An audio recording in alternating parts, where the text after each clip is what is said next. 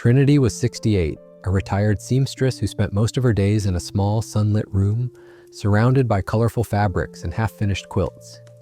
She loved her quiet mornings with a cup of green tea, humming old hymns as she stitched pieces of cloth into something whole and beautiful.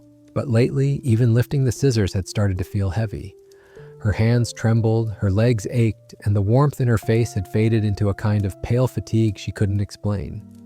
One evening, after nearly fainting while walking up the stairs, she found herself sitting across from her doctor, eyes wide, waiting for an answer she wasn't sure she wanted to hear. The doctor, a man about her age with kind but steady eyes, leaned forward and said gently, "Trinity, this isn't just aging. Your body is fighting something that we can actually control. It's what you've been putting on your plate." She thought back to her habits, the neatly wrapped slices of turkey in the fridge, the grilled chicken she ate almost every night, the liver she bought once a week because it was supposed to be healthy.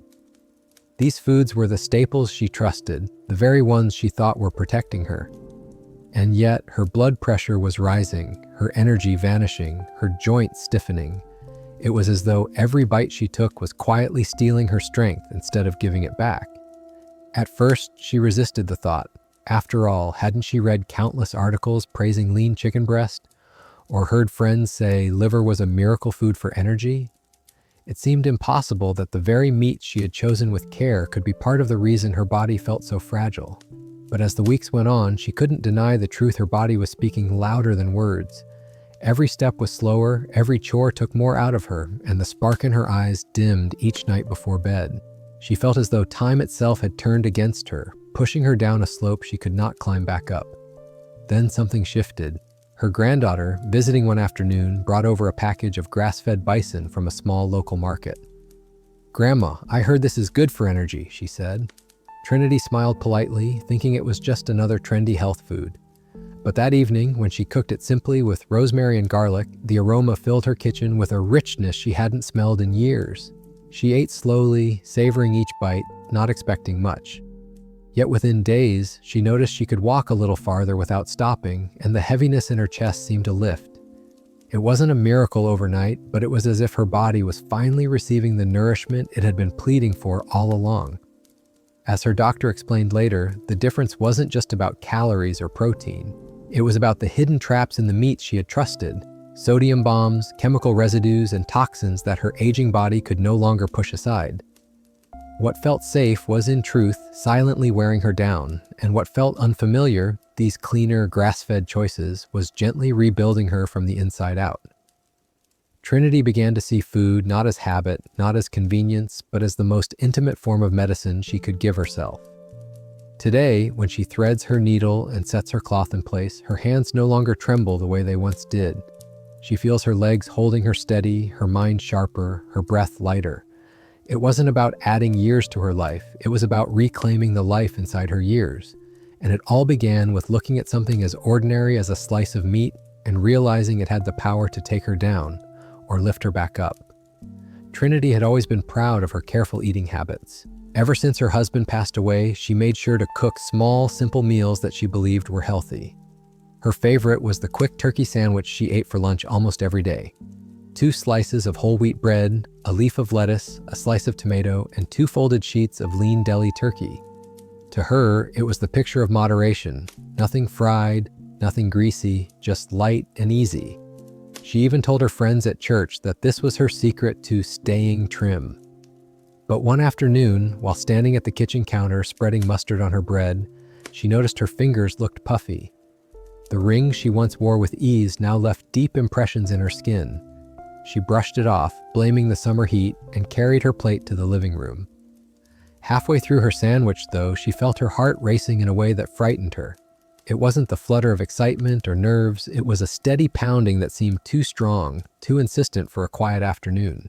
She sat still, sandwich in hand, waiting for it to pass. It did, but the unease lingered like a shadow. That evening, her daughter dropped by and immediately noticed the swelling in Trinity's ankles.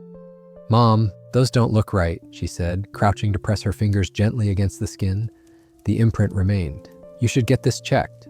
Trinity smiled weakly, insisting she was fine, but deep down she knew something wasn't right.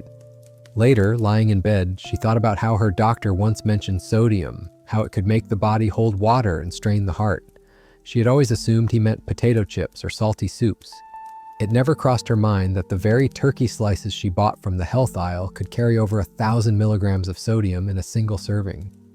The next week, she felt more tired than usual. Even walking across the yard to water her roses made her short of breath. At her checkup, her blood pressure numbers were higher than ever. When she confessed her diet to her doctor, his face softened, but his voice was serious. Trinity, it's not just the salt on your table that matters. Processed meats, like the turkey you've been eating, are packed with hidden sodium and chemicals.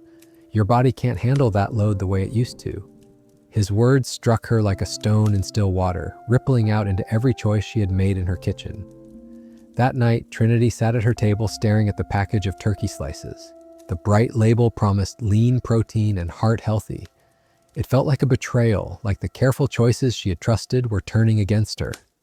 She thought about Margaret, her neighbor, who had been hospitalized for heart failure just last year. Margaret always said, "I don't even add salt to my food." Trinity now wondered if the culprit had been hiding, quiet and disguised, in her fridge all along. She wrapped the turkey up tightly and placed it in the trash, feeling both foolish and strangely liberated. As the days passed, she began to notice how her body responded when she avoided the packaged meats. The swelling in her hands eased. The heaviness in her legs seemed to lift little by little.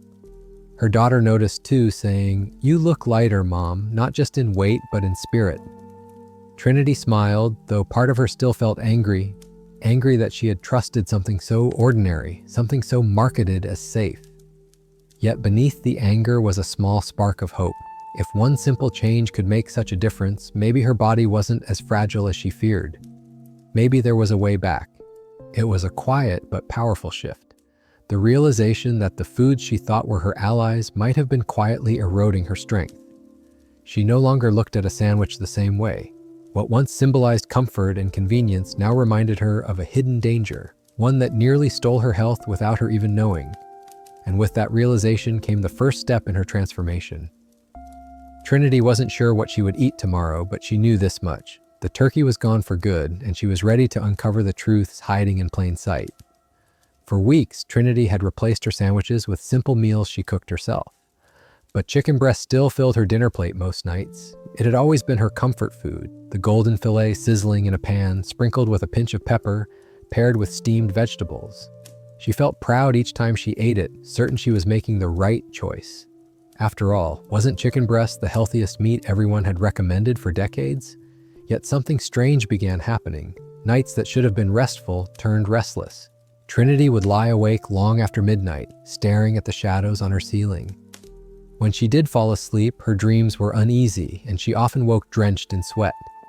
At first, she thought it was simply her age or the loneliness of sleeping alone in a quiet house.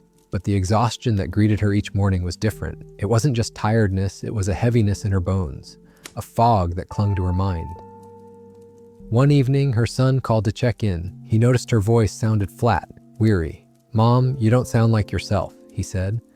"Are you eating enough? Are you sleeping?" Trinity hesitated, not wanting to worry him, but finally admitted that sleep had become a stranger to her. He suggested she mention it at her next appointment. When she did, her doctor surprised her with a question. "How often are you eating chicken, Trinity?" She laughed softly, almost embarrassed. "Almost every night, grilled, baked, sometimes even twice a day. It's what I thought was safe." He shook his head gently. "It's not the chicken itself, it's the way it's raised now. Factory-raised chicken is pumped with additives, antibiotics, and even injected salt water. Those chemicals can disrupt hormones, inflame your tissues, and even interfere with your blood sugar and sleep." The words settled heavily between them. Trinity thought back to Walter, a man from her church who used to brag about how healthy his chicken and broccoli diet was. She remembered how his knees had started giving him trouble, how he moved slower with each passing year. Could it have been the chicken all along? The thought unsettled her. That night, Trinity couldn't bring herself to eat the chicken breast she had thawed. Instead, she boiled a simple vegetable stew. As she sat at her kitchen table, spoon in hand, she looked at the raw chicken waiting in its plastic tray. The clear liquid around it suddenly looked sinister, as though it carried the weight of all the chemicals she had unknowingly consumed. For the first time in her life, chicken didn't feel safe. It felt like a trick. In the days that followed, she experimented with other meals. beans with rice, a lentil soup, even just roasted vegetables with a drizzle of olive oil. Her body responded with gratitude. The fog in her head lifted little by little. Her sleep began to lengthen, the kind of deep rest she hadn't known in months. She even noticed her sugar cravings calming, as though her body no longer begged for the quick energy it was once deprived of. One afternoon, while folding laundry, she caught her reflection in the mirror. Her skin looked brighter, less pale. She smiled at herself, realizing that she was witnessing proof, not from an article, not from a television segment, but from her own body. Removing that factory chicken had changed her nights. It had given her back her mornings. For Trinity, this was more than just a dietary adjustment. It was an awakening. She had trusted the promise of lean protein, only to learn that what mattered wasn't the number on the nutrition label, but the life of the animal before it reached her plate. She saw now how much of her suffering had come not from old age, but from choices made without knowing the truth. And with that realization came a deeper resolve. If chicken could quietly cloud her sleep and drain her spirit, what other meats were hiding in her fridge, dressed up as healthy, but secretly pulling her further from the life she wanted? After stepping away from deli meats and cutting back on chicken, Trinity felt she was beginning to regain a bit of control, but one meat still remained in her kitchen: turkey thighs. They were her comfort on Sundays, a slow-roasted dish she seasoned with herbs and shared with her daughter when she visited. Trinity loved the richness of the dark meat, the way it seemed tender and nourishing. Better than red meat, she always said with confidence. But one evening, after finishing a plate of baked turkey thighs, Trinity felt something she couldn't ignore. As she cleared the table, her chest grew heavy, as though invisible hands pressed against her ribs. Her ankles swelled so quickly she could see the outline of her socks digging into her skin. She sat down, frightened, her breath short. The room tilted just slightly, enough to remind her of her vulnerability. When her daughter arrived later that night, she gasped at the sight of Trinity's swollen legs. "Mom, this isn't right. We need to call Dr. Hayes." The next morning, sitting in the doctor's office, Trinity listened as he explained gently but firmly. "It's not just the fat in the turkey, Trinity. It's the preservatives, the phosphates, the sodium nitrates they add to keep it flavorful and moist. Your kidneys can't clear these like they used to. They trap fluid in your body, stiffen your blood vessels, and strain your heart." She blinked in disbelief. Turkey was supposed to be her safe meat, her healthy alternative. Yet here was her doctor telling her it was quietly sabotaging her from the inside out. Trinity thought about Linda, her childhood friend from school, who had suffered a minor stroke just the year before. Linda never smoked, never drank, and had always kept herself active, but she adored turkey roasts. Seasoned, smoked, glazed for every family gathering. Could that have been part of her downfall? The thought chilled Trinity more than she wanted to admit. When she returned home, the package of turkey thighs on her counter looked different now. The bright seasoning that once made her mouth water seemed artificial, harsh. She turned the label over and saw words she had never bothered to read before. Sodium phosphate, nitrite, flavor enhancers. It felt like staring at a foreign language that suddenly spoke directly to her. This was not food, it was chemistry dressed as dinner. That night, she chose not to cook them. Instead, she roasted vegetables with olive oil and a handful of rosemary. It wasn't the same, but it felt cleaner. And when she woke the next morning, her ankles looked almost normal. Her chest felt lighter. For the first time in weeks, she walked across the yard without pausing halfway to catch her breath. She stopped near her rose bushes, touched a bloom, and whispered, "Maybe I'm not broken after all." Her daughter noticed the difference too. "You're moving better, Mom. You seem brighter." Trinity nodded, though she still carried anger beneath her calm face. Anger that the foods she trusted were sold as heart-healthy, when in truth, they were quietly pushing her toward the very diseases she feared most. She realized now that aging wasn't the enemy, ignorance was. The change was subtle but powerful. By letting go of the turkey she once loved, Trinity began to reclaim the rhythm of her own heart. She understood now that food was more than taste. It was chemistry, and chemistry could either heal or harm. And with each small choice, she was learning how to write her body's story in a new way. This was no longer just about avoiding fatigue. It was about protecting her heart, her memory, her independence. And for the first time, she began to see that survival wasn't about clinging to old habits. It was about opening her eyes to the truths that had been hiding in plain sight all along. For months, Trinity had carried the belief that liver was her power food. Ever since she was a young girl, her mother told her that liver was rich in iron and vitamins, a miracle for strength and energy. That belief never left her. Every other weekend, she cooked a small plate of chicken liver with onions, proud that she was feeding her body something extra nourishing. But lately, she had begun noticing small changes that unsettled her. Her vision blurred when she read her quilting patterns, her skin felt drier than ever, and tiny nosebleeds came without warning. She shrugged it off as old age, but somewhere deep down, she worried. One afternoon, while reading on her porch, Trinity rubbed her eyes and realized the letters of her book had doubled. Startled, she shut it quickly. That evening, she confessed to her daughter, who urged her to see Dr. Hayes. At the appointment, he listened carefully, asked about her diet, and paused when she mentioned liver.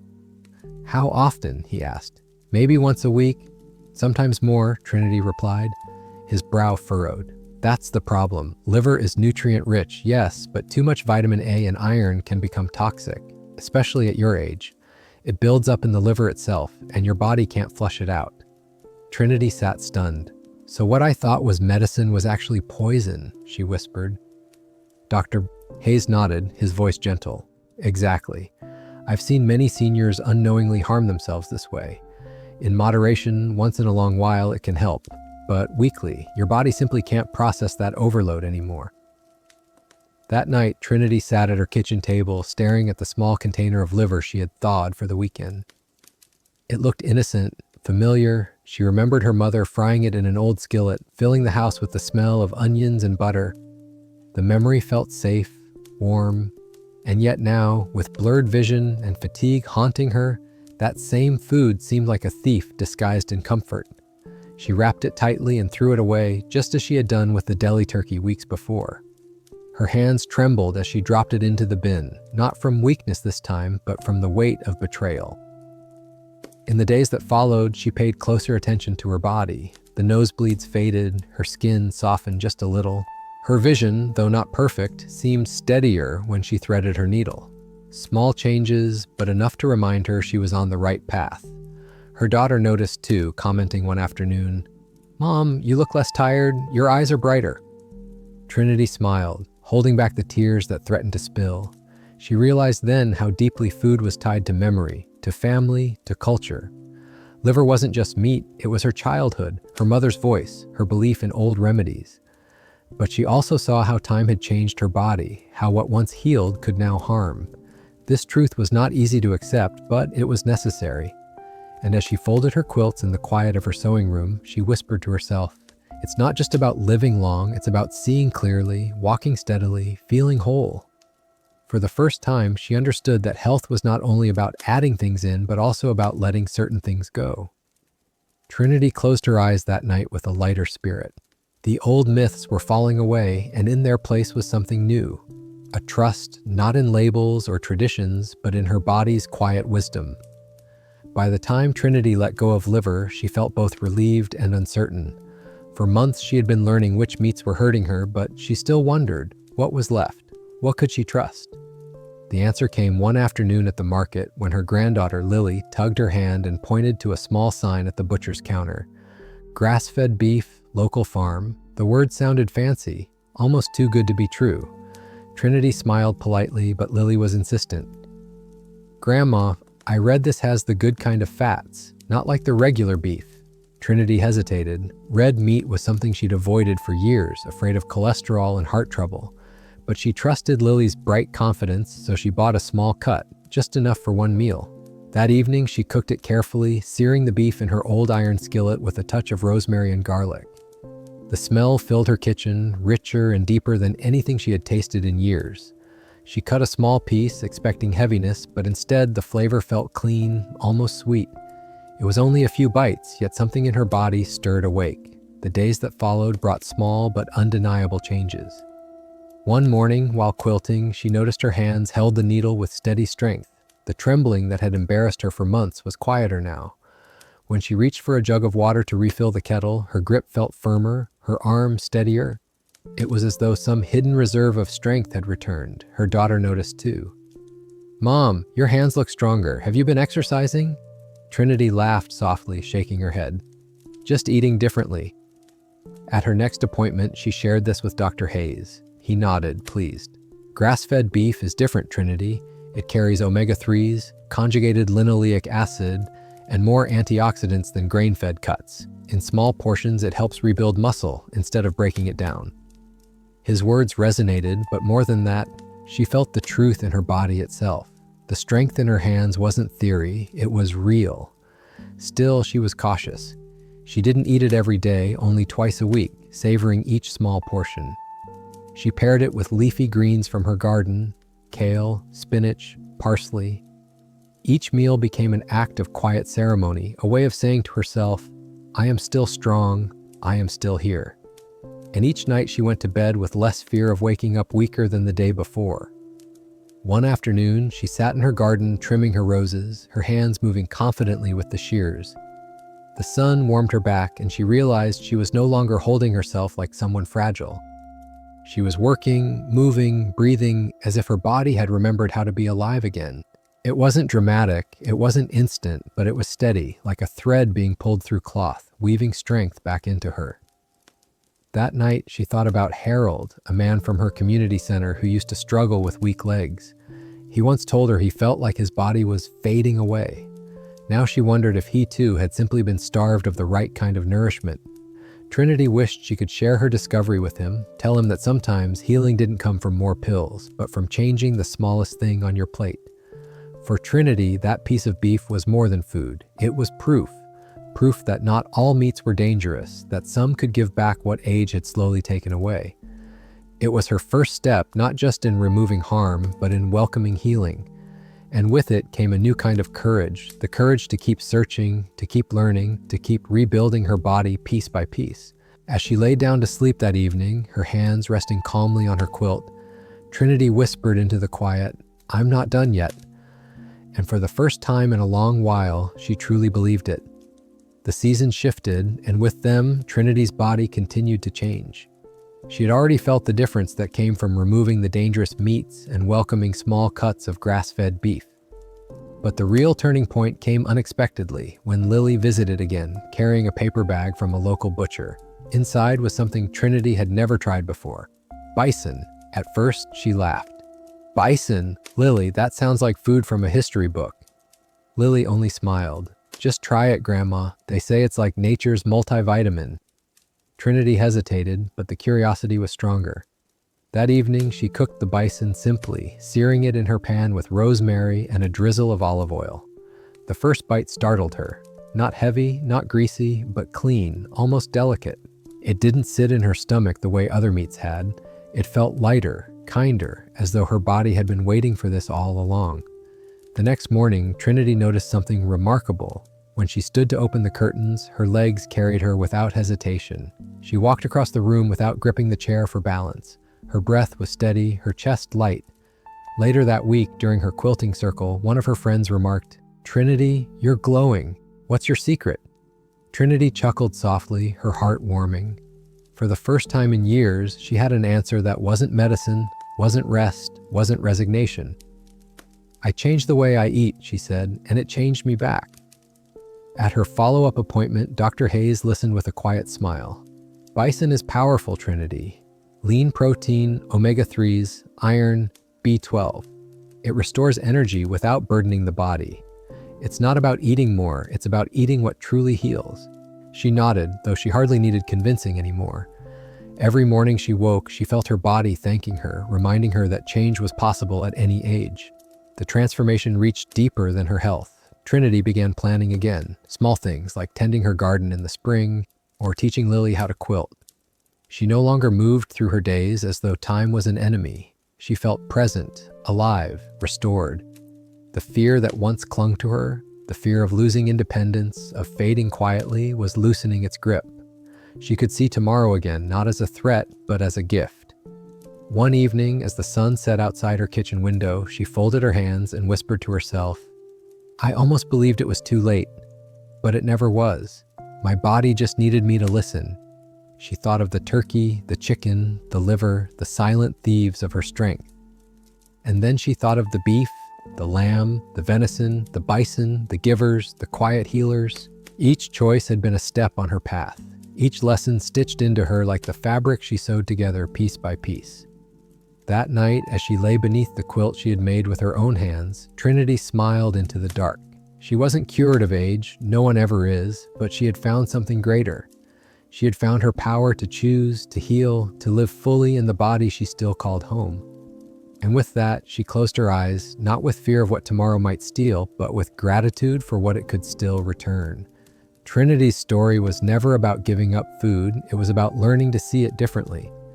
At first, she believed the choices she made were protecting her. A simple turkey sandwich, a slice of liver once a week, the familiar comfort of chicken breast. These were the meals she trusted. But each one quietly stole her strength, leaving her swollen, exhausted, and afraid her body was slipping away.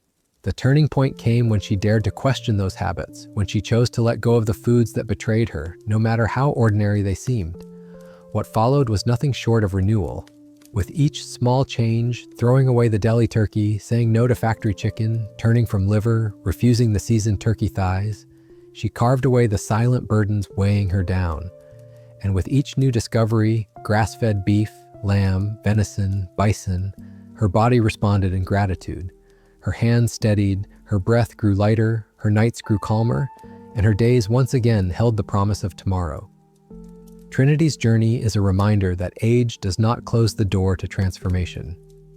Even at 68, she discovered that healing was possible, not by chasing miracles, but by listening, truly listening to the quiet wisdom of her body. So as you stand at your own fridge or sit at your own dinner table, remember Trinity. Remember that what you choose today has the power to steal your strength or to give it back.